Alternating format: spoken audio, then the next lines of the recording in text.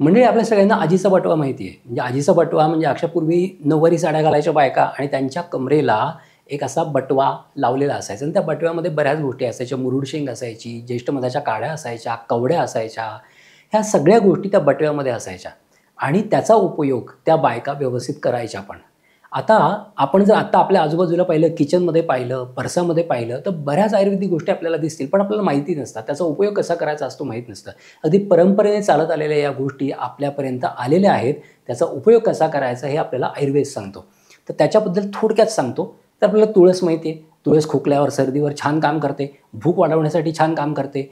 जिरं असतं आपल्या मसाल्याच्या डब्यामध्ये, ते भाजून त्याची पावडर करून जेवणाच्या आधी चिमूटभर काळे मीठ किंवा सेंधवावर घेतली तर पोटातला गॅस छान कमी होतो आणि भूक पण छान लागते. त्याच्याबरोबर ओवा आहे. पोट दुखत असेल, पोट फुगलं असेल आणि अन्न पुढे सरत नसेल तर ओवा जर भाजून अर्धा चमचा गरम पाण्यावर घेतला तरी छान फरक पडतो. त्याबरोबर हिंग घेतलं तरी छान फरक पडतो.